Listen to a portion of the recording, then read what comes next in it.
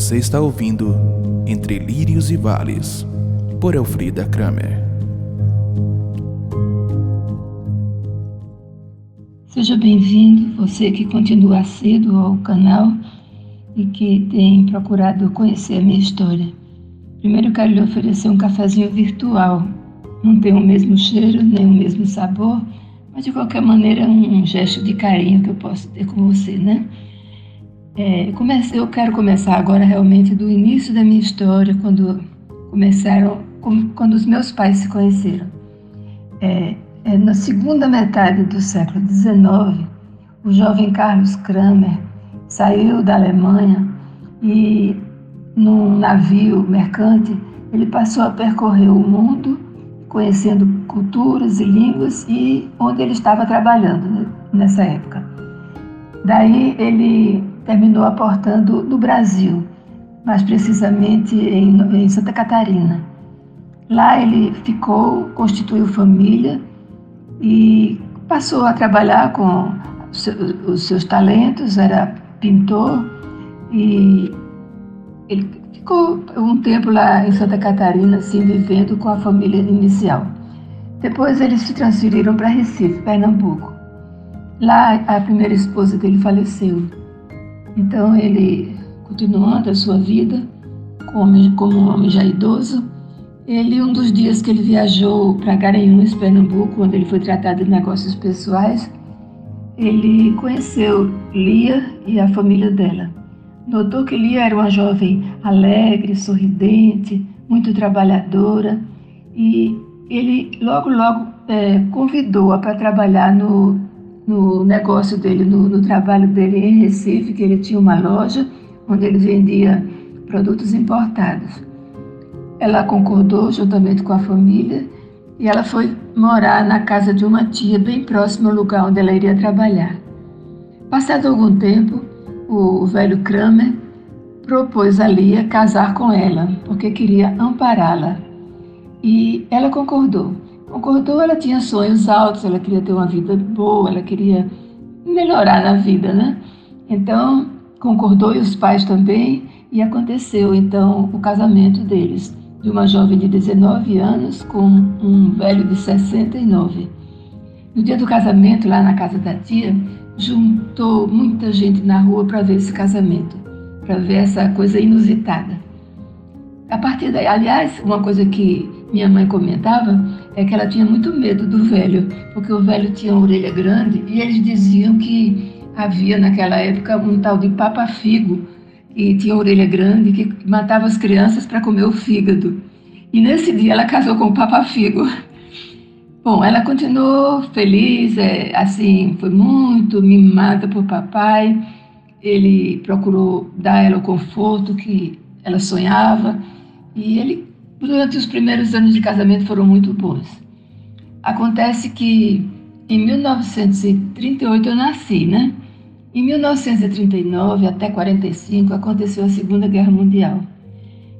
Esse período foi um período muito difícil, porque os negócios de papai começaram a diminuir, e pior que isso, um determinado dia, as pessoas que estavam muito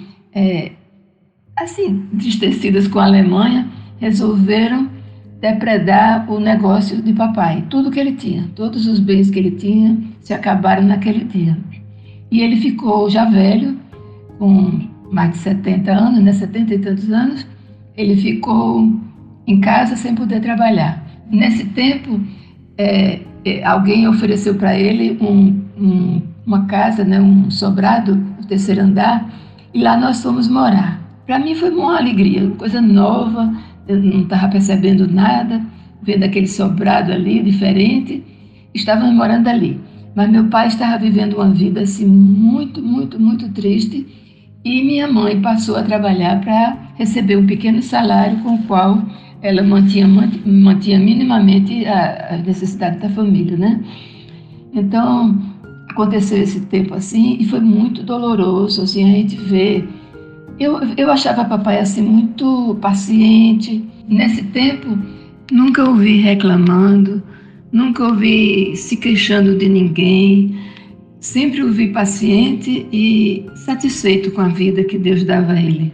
Quando eu completei 7 anos, papai conseguiu, junto com a missão americana, uma bolsa de estudos no colégio Agnes Eskner. Chamava-se na época Ginásio Evangélico Agnes Eskner. Lá era uma bolsa de estudos para internato. Aos 7 anos de idade, eu fui para esse colégio interna e, para mim, foi assim, eu só conseguia ver tristeza nesse momento, porque eu estava num lugar onde não conhecia ninguém, um lugar totalmente diferente, longe do pai, da mãe, e muitas vezes eu colocava a cabeça no travesseiro e chorava muito, muito criança ainda.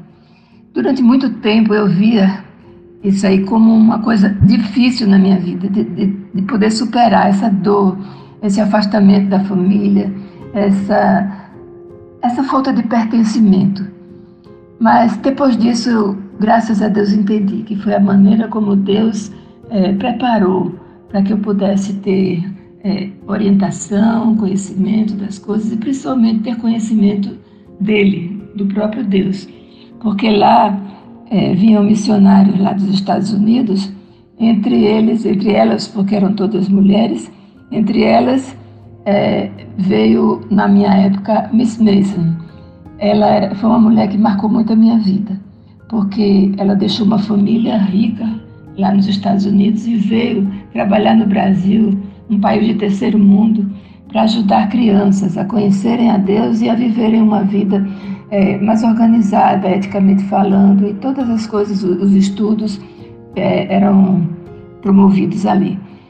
Miss Mason foi realmente praticamente uma mãe para mim, excetuando o fato emocional, o fato afetivo, porque ela era como uma americana, assim, ela tinha um tratamento muito gentil, muito atenciosa, mas não tinha o carinho de uma pessoa como a gente é aqui no Brasil, né?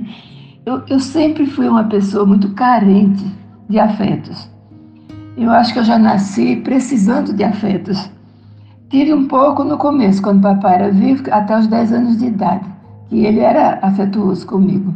Mas depois disso foi um sofrimento, viver sem afetos. E eu vivi, então, no colégio, assim, mas sendo muito cuidada, sendo muito, em todos os sentidos. Eu me lembro que Miss Mason, ela cuidava até da minha situação pessoal. Uma vez ela mandou uma pessoa comprar uma fivelinha para colocar no meu cabelo escorrido, para sustentar mais o cabelo.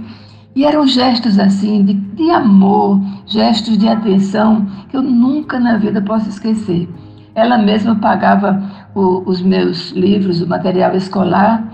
A missão, inicialmente, a missão americana, custeou toda a despesa do colégio, mas depois a família de Miss Mason continuou, ela mesma sozinha, a financiar os meus estudos. Então eu quero dizer aqui que a gente deve ter muita gratidão a Deus, que é da mão dele que vem tudo, mas também a gente deve ser agradecido às pessoas que ele usa. Eu sou muito grata à vida de Miss Mason, americana, já falecida, mas que veio dos Estados Unidos e que trouxe o amor de Deus para a minha vida. Tem um texto nas Escrituras, eu gosto muito dele, em 1 Coríntios 1, versos 27 a 29.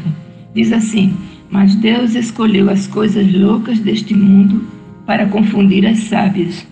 E Deus escolheu as coisas fracas deste mundo para confundir as fortes. E Deus escolheu as coisas vis deste mundo e as desprezíveis e as que não são para aniquilar as que são, para que nenhuma carne se glorie perante ele. Eu gosto muito desse texto porque revela claramente que muitas vezes Deus escolhe pessoas que não têm nenhum mérito. Na verdade, ele sempre faz isso. Escolhe quem não tem nenhum mérito para fazer alguma coisa, para ter uma finalidade aqui na Terra, para realizar alguma coisa que ele propõe. Eu vejo assim que às vezes a gente fica pensando, olhando para a própria vida, e diz: não, mas eu não tenho nada, eu não sei, eu não fiz isso, eu não fiz aquilo, eu não tenho capacidade. Mas Deus quer esse mesmo. Deus quer usar as pessoas que pensam que nada são. Na verdade, como é que eu podia imaginar? Eu estava num colégio onde somente os ricos tinham seus filhos estudando. E eu, aquela pobrezinha, no meio deles. E Deus me deu um coração assim tão satisfeito que eu não conseguia observar a minha pobreza em relação a como eles viviam. Meu chinelinho barato comprado na feira, aquelas coisas assim de criança pobre. E eu nem percebia isso. E eu quero dizer para vocês que se você está tendo oportunidades que Deus está lhe dando, se segure nelas. Não comece a colocar dúvidas, nem se sentir pequeno, nem se sentir ninguém, porque Deus usa essas pessoas que não são ninguém para confundir aquelas que pensam que são alguma coisa. E você tenha esse pensamento a respeito de você, em alguma coisa que você está achando que não tem capacidade, confie em Deus, observe a palavra dele, obedeça o que ele manda e deixe Deus encaminhar você pelos caminhos que ele escolheu. Eu lhe desejo isso e será realmente uma vida muito abençoada. Que ele te abençoe e a toda a tua casa e que ele lhe conceda paz. Que seja assim, para a glória do Pai, do Filho e do Espírito Santo. Amém e amém.